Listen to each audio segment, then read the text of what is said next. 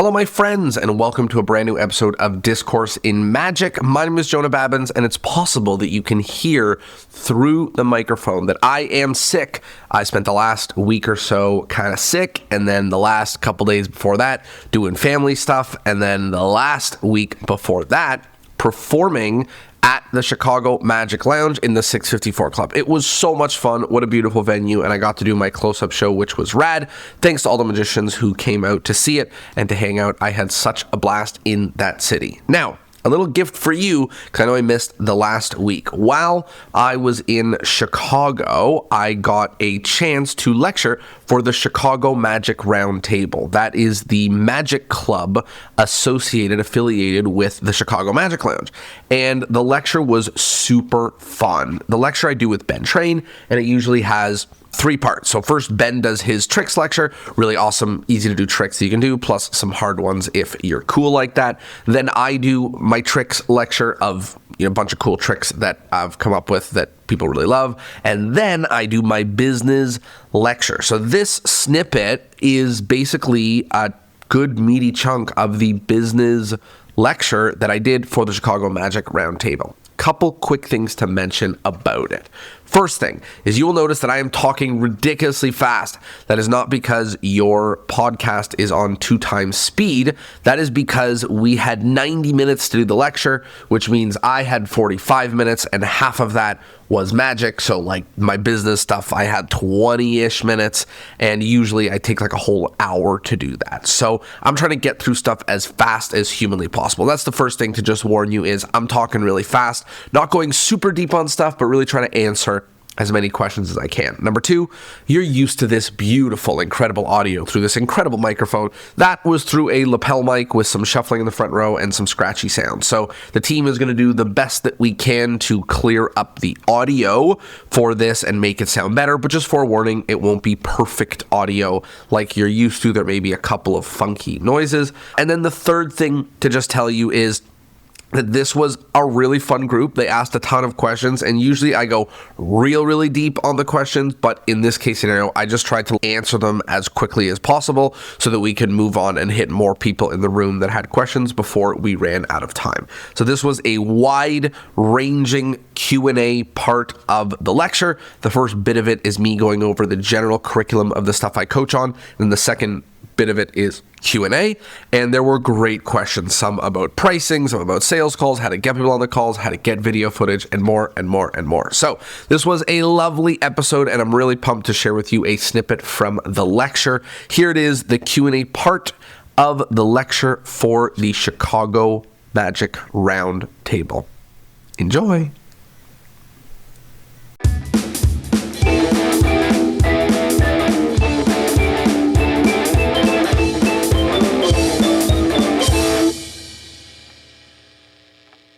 This is how you scale a magic business. It's the same thing at 20K as it is at 200K. The foundation of scaling a magic business is leads.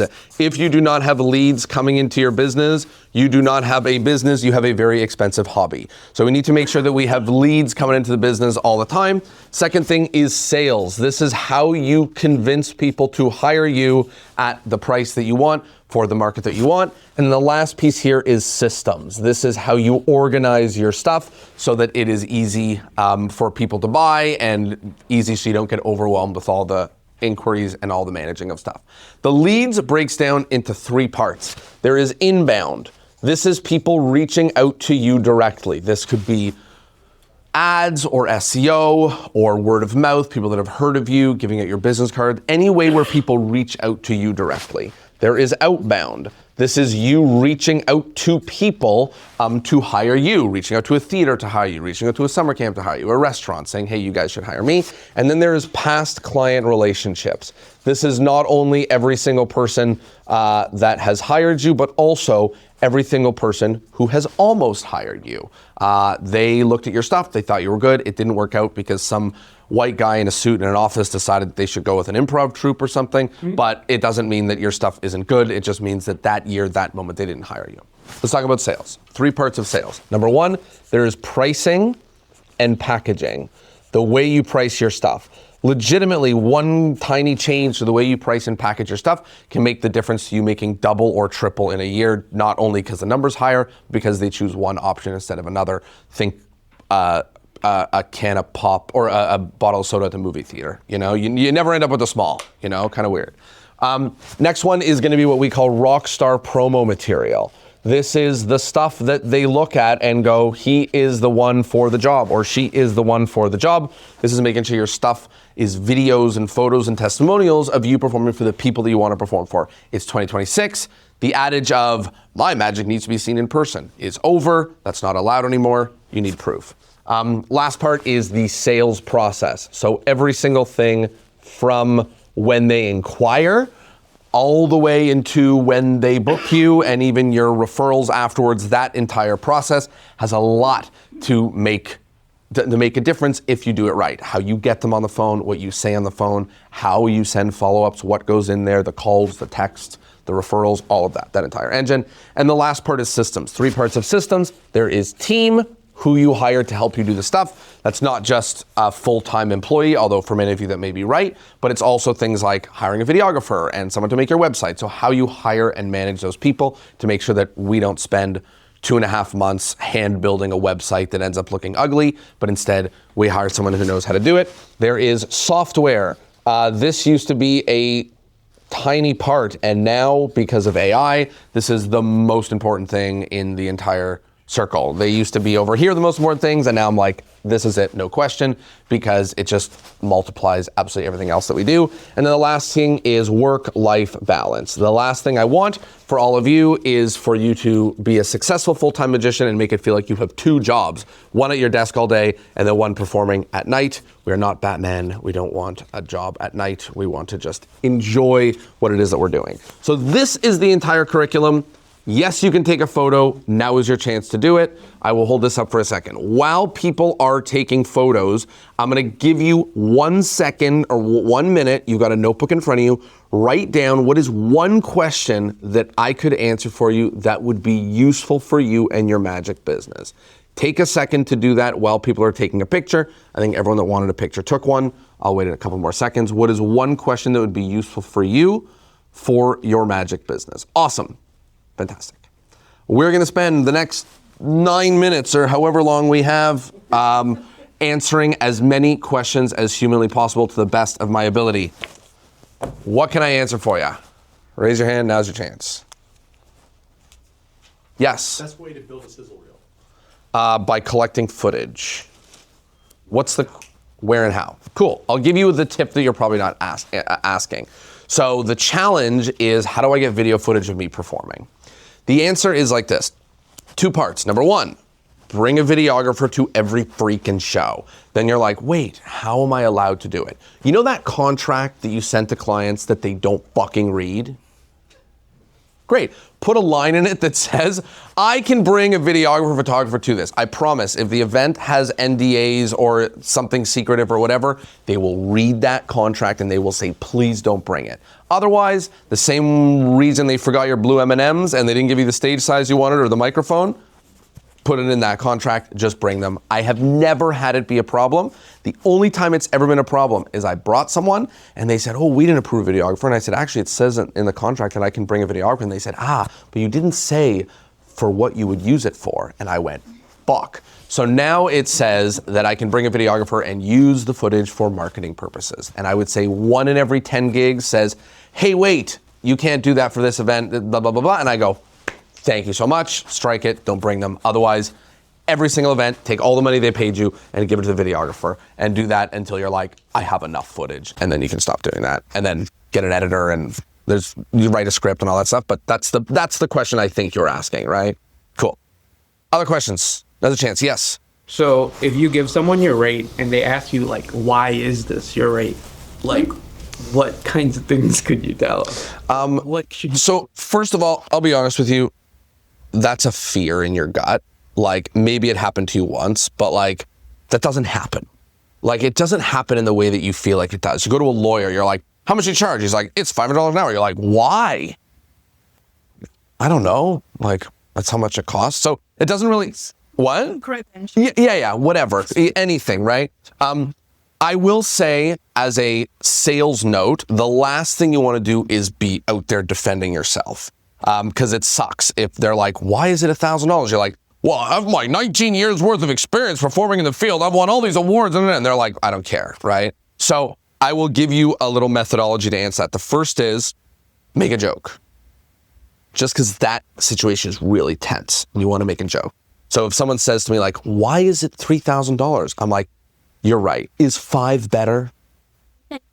And they're like, oh, no, 3 is fine. You're like, perfect. I think that would be good. Whatever the joke is, it could be anything. They're like, why is it $3,000? And you're like, It's actually 4, but I have a 25% off sales.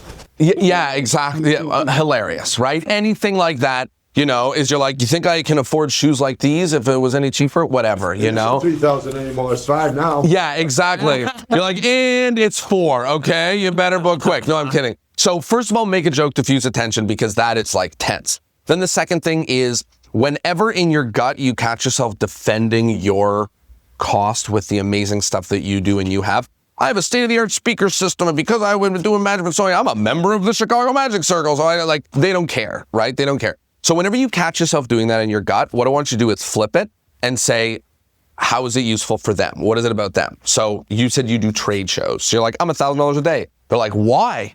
And you're like, well, I tried being $8,000 a day, but there wasn't a lot of work out there, so I went with 1. Ha ha ha ha ha ha ha. And now you're like, how do I not make this about me? So to make it about you, you're like, well, because I've been doing magic for so long, like the card tricks are so amazing that people freak out. You're like, whoa, no, I feel this in my gut. I did it wrong. Now you say, the real question isn't what it's about me. It's about what's it worth to you. Like, let me ask, how much, if one person converts at your booth, like how much is one person worth for you?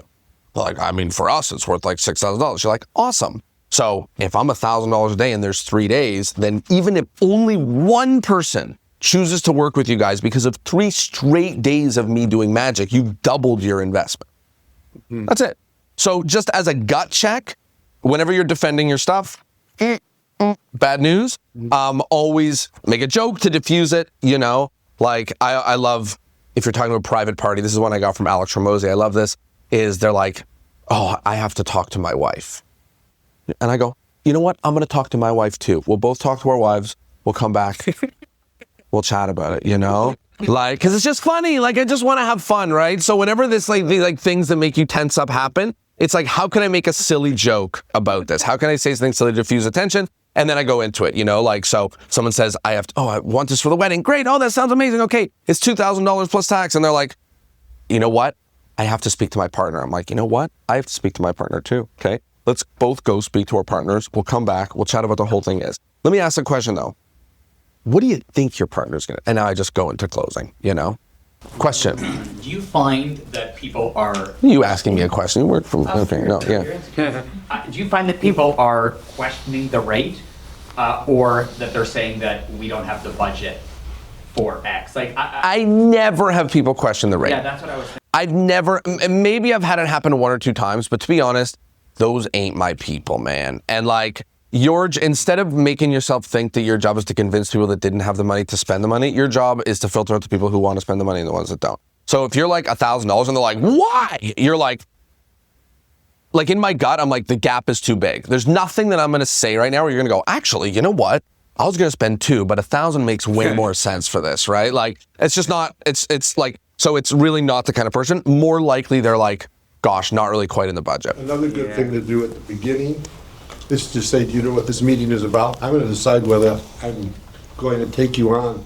Exactly. So the first line of the sales call is we say, I'm going to ask you a little bit more about your event and what you're planning. If it's a fit for us, I'll walk you through everything that we do. If it's not a fit, I'll pass you on and send you in the right direction to see if we can help. Is that helpful? They're like, yes. And then all the questions that you ask in that sales call is to determine whether or not it's a fit for you, not the other way around. You are Simon Cowell, not them. I was just going to say something like that in terms of sometimes people will quote without knowing what the event is about. Of course, right? of course. So would you then recommend that the interaction should be very customized? It's like, we are going to talk, tell me about the objectives, and after I finish gathering the information, be able to give you a range, not an actual amount. I give an amount. I speak in ranges. So if someone is grilling me at an event, they're like, how much do you charge? I'm like, we'll do a call. And they're like, no, I get it. But like, I don't want to waste each other's time. Like, how much do you charge? I used to be like, the number is a secret hidden behind a 15-minute phone call. And people are like, fuck. And I get it. Ben and I just hired someone to do a whole website redesign project. And I've booked calls with 3 people. They wouldn't fucking tell me anything about their pricing. I booked a call a week and a half out. Got to the call. We had a 20-minute conversation. We get to the end. She's like, our rebrand package is $25,000. And I'm like, God, had you just told me that, I would have skipped over you. Like, whatever, you work with great, whatever. It doesn't matter, but like, I would have skipped over you. So now I have a bit of leniency in general about actually talking about the pricing. We're 2 to 5K. 80% of our events are 2 to 5K. Nothing's lower than 2. Bigger ones or flying ones are in the 5 to 10K range. That's it. I have no secrets around that. As a matter of fact, I have found different places to actually mention that on the website and in the sales process and the sales funnel so that people are, I can't keep doing sales calls with people that wanted to spend $300. Like, I can't waste my time like that. But I don't do a range. I don't give them a range and dance. And I like, this is what you want. Here's the big package that would really help. Here's a small package that I think would kind of scratch the itch. Yeah. Do you always have to do a phone call, or do you do it through emails? Because some people refuse to talk on the phone. I don't know. Yes. So I always do a phone call. People refuse to talk on the phone, and we play a little game. So first thing is, when you offer to, it really is a system to get people on the phone. So the first thing is, and if you're not working, if the inquiry comes in, just freaking call them. They're sitting at their desk right there. The last thing you want to do is be like, hey, just got your inquiry. I'm going to call you. What's a good time to call? They're like, just email me the info, right? So just call them immediately. If that doesn't work, then you're going to say, you call and they don't answer, you're like, hey, Sarah, I'll call you at 2. Because now their response is, no, I'm busy at 2. How's 3? That's strike number 2. Then if they're like, no, I'd rather you send the information over email. By the way, we're going to get about 60+% of people who are good, and they'll get on the call. Then Sarah says, I'd rather you send me all the information over email. And I respond and I say, totally get it. We have to hop on a call to see if we're an actual fit for you. The call will be 7 minutes long, and I will send you all of the information afterwards so that you can share it with the team, and you'll have everything there in writing. I'll call you at 3. Then she goes, no, I'm too busy. I hate phone calls. I have no ears. I can't do this, right? So then I respond, and at that point I say, no problem, here's a pricing. 5K, fuck off. You weren't going to book me anyways, you know? So that's what I do. I get about 80% of them on the call, and I can tell you per year, one of the 100-something people that just get the pricing book, because they're not my people. If you won't talk to me for 8 minutes on the phone about your event, you are not the people. Yes. Yeah, I was just curious if you negotiate ever on price. I try not to, but sometimes I do. I just led a sales workshop last week, and we quoted them $2K for a house party, and she's like, oh, I really want to do it, whatever, like $1,800, and I'm like, fine, whatever, no problem. Like, I don't really care. Generally speaking, I give them a big option, and if they want to negotiate, I pull stuff out. So I can do mingling before and a show and mingling after and a custom video. And then they're like, whoa, 6K, that's crazy. And I'm like, oh, how close can you come? And they're like, 3. I'm like, no problem. What I'll do is I'll remove the mingling afterwards, because honestly, I think you can get away without it. People might leave at the end of the event anyways. I'll remove the custom video because I don't think you're going to need it anyways. So now it's just the mingling at the beginning of the show. That's generally what negotiating looks like. Sometimes I'll say fine. If they're not far, if I say 4 and they're like, oh, I wish we could do it. Our event budget is $3,500. You guys were so good, but we're going to have to go with somebody cheaper. I'm like, you know what? I'll do the deal. I'll do it for $3,500 with one condition. Yes, you give us a 100% honest testimonial afterwards. Is that fair? Yes. And then I get the testimonial. I get a testimonial at a post-event call. I also, when I send Ben to do the gig, he goes with our camera and he interviews her after the event, and we get a legitimate testimonial. I'm like, that's actually worth it. It's worth the $500 that we lost. So sometimes, but small amounts, not big amounts. Oftentimes their budget doesn't necessarily fit for you, they won't actually give you the figure. You have to then ask them for it, which I think is fine. I'm just curious if you have strategies on that. I don't understand the question. Like, can you tell me again? If they can't fit you in their budget, I feel like usually they don't say, oh, we only have this much. You have to actually ask them, what do you have? You know what I mean? Yeah, I try, unless they give me a myriad of red flags in the first few minutes of the call, I don't ask their budget. My price is my price. I know my market so well that I know what budgets they should have. And if they don't, they're the crazy one, not me. If you're a corporate event for 100 people and you want to spend $200 on entertainment, you're crazy, not me. So I don't need to ask you what your budget is. I know what private events want to spend on entertainment. They really wanted to spend 5, they'll spend 1,000, they'll rarely spend 2, but whatever. So I don't need to ask your private event with 25 people for 40th birthday what your budget is. I know what it is. I've been doing this a longer time than you. So like, I know what it is that it's going to be. Only if in the first few minutes of the call, like on the phone, they're like, looking for a magician only for a 30-minute show. On the call, I'm like, hey, what I really want to learn about is how much it costs. If I get 1 or 2 or 3 red flags, I'll tell them. I'll be like, hey, listen, we've been talking for 3 minutes. Between the email and the phone call, you mentioned budget 3 times.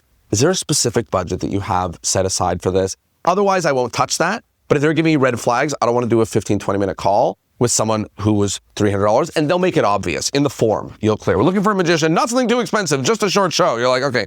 They use the word just. They don't have a big budget. Okay, I have time for 1.5 more questions, and then we got to start going. Yes and yes. We'll start with you. Since we're going to talk about money only here, let's switch a little bit. What advice do you give magicians in terms of what they need to prepare with the walk around, the stage? Are there any general things that you should prepare for before you even get into those areas? I'm going to plead the fifth on this, not because I don't have answers for you, but it's just not my area of expertise.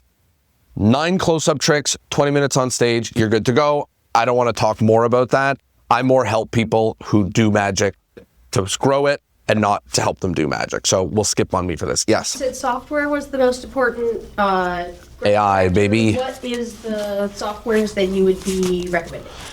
A trillion, but I will just say the best thing in existence right now is Claude. Claude Code, Claude Cowork. I have replaced softwares that I pay monthly for. I got an AI to build me an exact copy software of the one that I paid monthly for, whose support is annoying. And then I stopped paying monthly and I built my own softwares. And I've now done that multiple times and I'm going to keep doing it. So AI is now building me the software that I need for my business. So the thing about software is when stuff breaks in your business, that's when you need systems. So you're getting overwhelmed with leads and a spreadsheet just won't do it. That's when you need a CRM. If you got to copy and paste this to here every time and that's when you need a form, whatever. So I don't know what softwares you need because I don't know what's broken. But I will say Claude Code, Claude Cowork is the most incredible thing ever.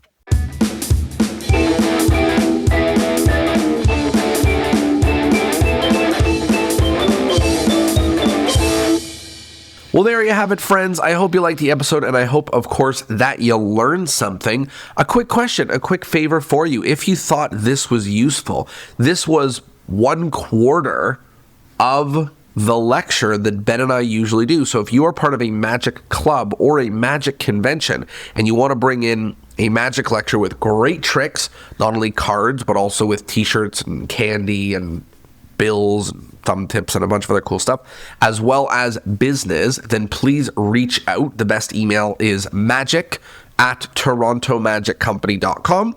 Send me an email and tell me about your magic club or your convention, and would love to come and lecture and be a part of it. It would be so much fun. Whether we can both come or one of us, I don't know yet, but I would love to come to your city. Who knows? Maybe I'm already coming to your city, and it can be really easy to do. Well, there you go. Thanks for coming. Thanks for learning a thing or two, and I will see you next Thursday. Ciao.